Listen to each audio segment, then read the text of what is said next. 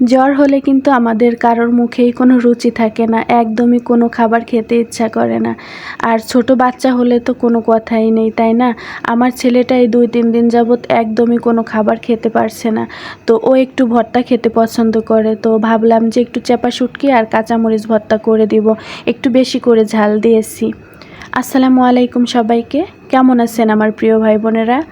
আশা করছি আল্লাহর রহমতে সবাই অনেক বেশি ভালো আছেন এবং সুস্থ আছেন। আলহামদুলিল্লাহ, আমিও আল্লাহর রহমতে বেশ ভালো আছি। তবে মনটা না বেশি ভালো নেই, কারণ ঘরে যদি বাচ্চা অসুস্থ থাকে তাহলে মায়ের মন একদমই ভালো থাকে না। এই কয়েকদিন যাবৎ আমার ছেলেটা একদমই কিছু খেতে পারছে না। জ্বর হলে তো আমরা সবাই জানি, তাই না, মুখে কোনো রুচি থাকে না। আর সেখানে যদি বাচ্চার জ্বর হয় তাহলে তো বুঝেন, বাচ্চারা কিন্তু এমনিতেই খেতে চায় না, শাক সবজি তো আমার ছেলে পছন্দই করে না। তো ওকে কিন্তু একটু জোর করে খাওয়ানো হয়। তো যেহেতু জ্বর হয়েছে, একটু ভর্তা করে দিব ঝাল ঝাল করে, তাহলে দেখি 2টা ভাত খেতে পারে কিনা। ও আবার ভর্তা খেতে কিন্তু ভীষণ পছন্দ করে। তো আজকে আমি চাপা শুটকি ভর্তা করব আর একটু কাঁচামরিচ ভর্তা করব। ভর্তা করার জন্য কিন্তু সব কিছু আমি রেডি করে নিয়েছি। চাপা শুটকিটা আজকে আমি একটু অন্যভাবে ভর্তা করব, আর ভর্তাটা আমি কাঁচামরিচ দিয়েই করব। তো এখানে এই যে পেঁয়াজ রসুন আর কাঁচামরিচটা দিয়েছি, একটু পানি দিয়ে আমি একটু সিদ্ধ করে নেব। পানিটা যখন শুকিয়ে গেছে তখন আমি একটু সরিষার তেল দিয়ে দিয়েছি, আর এই সরিষার তেলের ভিতরে আমি চাপা শুটকি একটু টেলে নিব। শুটকি কিন্তু আমি ভালো করে পরিষ্কার করে নিয়েছি। শুটকিটা একটু নাড়াচাড়া করলেই কিন্তু একদম তেলের সাথে মিশে যাবে।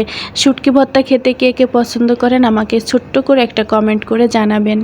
এই তো এই যে শুটকিটা কিন্তু একদম মিশে গেছে পেঁয়াজ রসুন আর কাঁচামরিচের সাথে। এখন আমি নেড়ে চেড়ে একটু ঠান্ডা হওয়ার জন্য বাটিতে তুলে রাখবো। আর এখানে আমি কাঁচামরিচের ভর্তাটাও রেডি করে ফেলবো। একটা ফ্রাই প্যানে সরিষার তেল দিয়ে দিয়েছি, আর এখন আমি পেঁয়াজ আর রসুনটা একটু নেড়ে চেড়ে নরম করে নিব। সরিষার তেল দিয়ে কিন্তু ভর্তাটা করলে বেশি টেস্টি হবে, এই জন্য আমি সরিষার তেল দিয়ে দিয়েছি। পেঁয়াজ আর রসুনটা একটু যখন নরম হয়ে আসবে আমি সেই সময় কাঁচামরিচগুলা দিয়ে দিব। আর কাঁচামরিচের বিচিগুলা কিন্তু আমি ফেলে দিয়েছি। আপনার মরিচে কতটুকু ঝাল হবে সেটা কিন্তু নির্ভর করবে মরিচের বিচির উপরে। তো বিচিটা ফেলে দিলেই কিন্তু ভর্তাটা এত বেশি ঝাল হবে না। আমি কিন্তু একদম 70%-এর মতো বিচিগুলা ফেলে দিয়েছি। আর মরিচটা কিন্তু কাটার আগেই ধুয়ে নিতে হবে, কেটে ধুলে কিন্তু বেশি ঝাল হয়ে যাবে। তো এই যে মরিচটাও নেড়ে চেড়ে আমি নামিয়ে নিয়েছি। আর ভর্তাটা আমি পাটায় করব। পাটায় ভর্তা করলে কিন্তু খেতে অনেক বেশি মজা হয়, তাই না? যাদের ব্লেন্ডার আছে তারা ব্লেন্ডারেও করে নিতে পারেন, তবে পাটায় ভর্তা করলে আমার কাছে সবচেয়ে বেশি ভালো লাগে।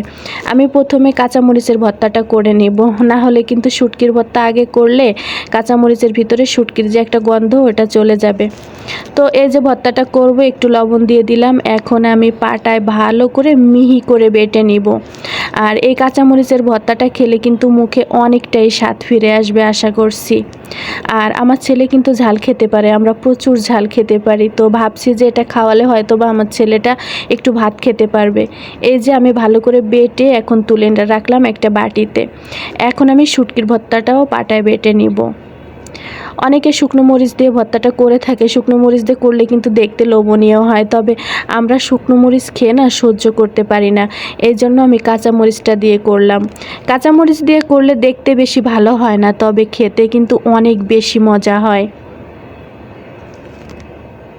তো এই যে শুটকি ভর্তাটাও আমি সেমভাবে বেটে একদম মিহি বাটা করে ফেলবো।